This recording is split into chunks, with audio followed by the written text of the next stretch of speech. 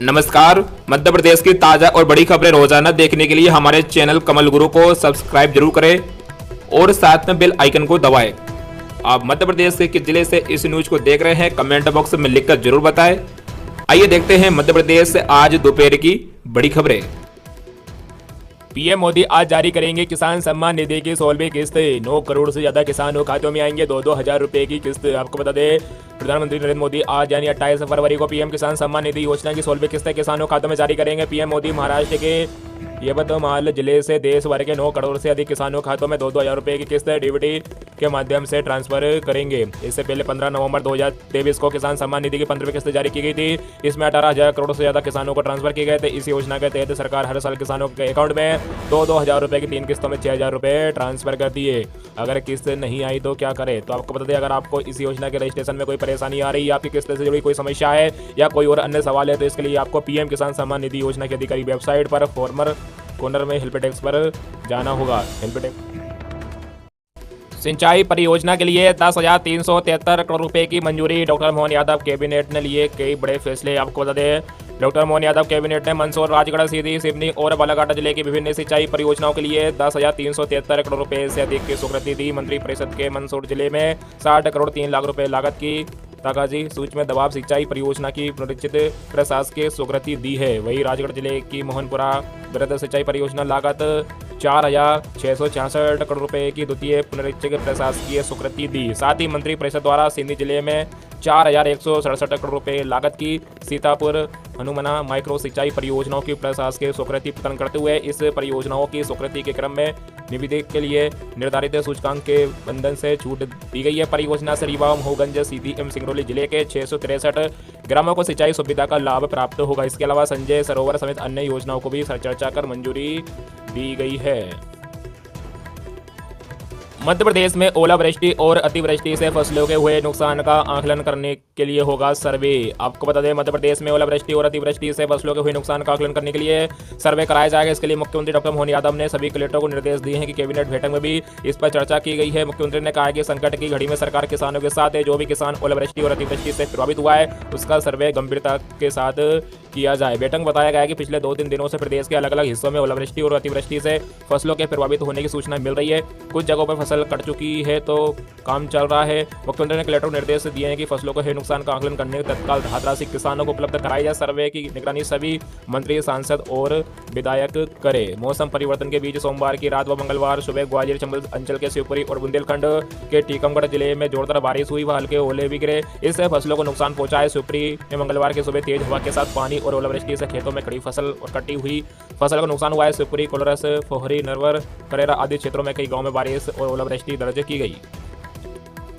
23 Lok Sabha seat पर नाम को लेकर हुआ मंथन, कल दिल्ली करेगी फैसला। आपको बता दें, लोकसभा चुनाव को लेकर भारतीय जनता पार्टी के मध्य प्रदेश से 23 सीटों को लेकर नामों पर प्रदेश भाजपा चुनाव समिति की बैठक मंथन किया गया। बैठक में मुख्यमंत्री डॉक्टर मोहन यादव, प्रदेश अध्यक्ष विष्णुदत्त शर्मा, लोकसभा प्रभारी डॉक्टर महेंद्र सिंह से प्रभारी सतीश उपाध्याय, क्षेत्रीय संगठन महामंत्री अजय जामवाल, प्रदेश संगठन महामंत्री हितानंद, उप मुख्यमंत्री राजेंद्र शुक्ल, मंत्री राकेश सिंह आदि मौजूद रहे। बैठक में प्रदेश के 23 लोकसभा सीट पर की गई राय शुमारी के बाद सौंपी गई रिपोर्ट के आधार पर, जिसमें सभी 23 लोकसभा सीटों में से संभावित प्रत्याशियों के नाम मांगे गए थे, उन्हें सौंपा गया है। अब इन नामों पर दिल्ली में केंद्रीय चुनाव अभियान समिति 29 फरवरी को होने वाली बैठक में निर्णय लिया जाएगा। प्रदेश की 6 लोकसभा सीट के लिए पूर्व में ही राय शुमारी की जा चुकी है।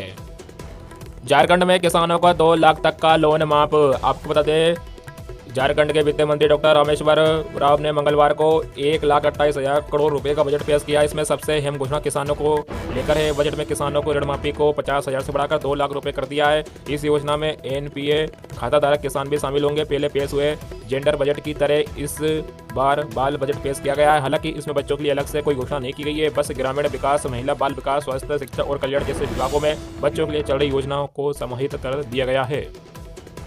नर्मदा के घाटों सहित प्रदेश की सभी नदियों पर विद्वान धार्मिक महत्व के घाटों को प्राथमिकता से विकसित किया जाए। आपको बता दें, मुख्यमंत्री डॉक्टर मोहन यादव ने कहा कि नर्मदा नदी के घाटों सहित प्रदेश की विभिन्न नदियों पर विद्वान धार्मिक महत्व के घाटों को प्राथमिकता के आधार पर विकसित किया जाए। प्रदेश के विकास में नर्मदा जल का अधिक से अधिक उपयोग सुनिश्चित करने के लिए विशेष कार्य योजना बनाई जाए। प्रदेश के जो बांध वर्षा ऋतु में प्राकृतिक रूप से भरते हैं और उनके जल का उपयोग दिसंबर तक हो जाता है, उन्हें तथा अन्य जल संरचनाओं में नर्मदा जल की आपूर्ति कर उद्योगों तथा कृषि को जल उपलब्ध कराया जाए। मुख्यमंत्री डॉक्टर मोहन यादव मंत्रालय में हुई नर्मदा नियंत्रण मंडल की 79वीं बैठक को संबोधित कर रहे थे। विकसित भारत यात्रा का समापन भी कल होगा। 17,000 करोड़ रुपए से अधिक का लोकार्पण व शिलान्यास 29 को पीएम होंगे वर्चुअल शामिल। आपको बता दें, पीएम नरेंद्र मोदी मध्य प्रदेश में करीब 17,000 करोड़ रुपए से अधिक का लोकार्पण व शिलान्यास 29 फरवरी को एक साथ करेंगे। ये पूरा कार्यक्रम वर्चुअल होगा। मुख्यमंत्री डॉक्टर मोहन यादव ने सभी मंत्रियों, विधायकों व जनप्रतिनिधियों से अपने अपने क्षेत्रों में आयोजित कार्यक्रमों में भाग लेकर आयोजन को सफल बनाने को कहा है। कैबिनेट की अनौपचारिक बैठक में इस संबंध में सभी तरह के निर्णयों आदि की जानकारी मुख्यमंत्री डॉक्टर मोहन यादव मंत्रियों को दी है। उन्होंने प्रदेश भर में आयोजित होने वाले कार्यक्रमों के लिए समय से प्रत्येक स्थानों पर आयोजित कार्यक्रमों में भाग लेकर सफल बनाने को कहा है। इस आयोजन में प्रधानमंत्री सीधे वर्चुअल रूप से लोकसभा क्षेत्रों में लोकार्पण व विकास कार्यों का शिलान्यास करेंगे। वे जनप्रतिनिधियों व स्थानीय नेताओं से बातचीत भी कर सकते हैं। देश भर में चल रहे विकसित भारत यात्रा का समापन भी इसी दिन 29 फरवरी को होगा। मोहन सरकार का ट्रांसपोर्टरों को बड़ा तोहफा, मध्य प्रदेश में लागू हुआ गुजरात मॉडल, अवैध वसूली पर लगेगी रोक। आपको बता दें, सीएम मोहन यादव की सरकार ने ट्रांसपोर्टरों के हित में बड़ा फैसला लिया है। लोकसभा चुनाव के बाद प्रदेश में ट्रांसपोर्ट व्यवस्था के लिए गुजरात मॉडल लागू होगा। सिस्टम को पारदर्शी बनाया जाएगा। इससे भ्रष्टाचार और अवैध वसूली पर रोक लगेगी। इस बात की जानकारी परिवहन मंत्री उदय प्रताप सिंह ने दी है। उदय प्रताप सिंह ने कहा कि सीएम मोहन यादव के नेतृत्व में पीएम नरेंद्र मोदी के ट्रांसपोर्ट सिस्टम व्यवस्था का सपना पूरा होगा। उन्होंने आगे कहा कि चुनाव के बाद प्रदेश में तत्काल प्रभाव से गुजरात मॉडल को लागू किया जाएगा। नया सिस्टम 100% गुजरात मॉडल पर आधारित होगा। इसे और भी बेहतर बनाने का प्रयास किया जाएगा। ट्रांसपोर्ट व्यवस्था के पारदर्शिता होने से चौकियों पर आने जाने वाले ट्रांसपोर्टरों से अवैध वसूली पर रोक लगेगी। ट्रांसपोर्ट व्यवस्था के पारदर्शी होने से विभाग के ऊपर लोगों का भरोसा भी बढ़ेगा। एमपी में गुजरात मॉडल लागू होने से मैनुअल फंक्शनिंग बंद होगी। पेपर चेकिंग समय सारी प्रक्रिया ऑनलाइन होगी और कैमरे की निगरानी में होगी। 27 फरवरी को ट्रांसपोर्ट एसोसिएशन के पदाधिकारियों के साथ सीएम मोहन यादव की अध्यक्षता में बैठक का आयोजन हुआ। इस बैठक में मंत्रियों के साथ साथ all India motors transport congress और Indore truck and operators association के पदाधिकारी भी शामिल हुए थे।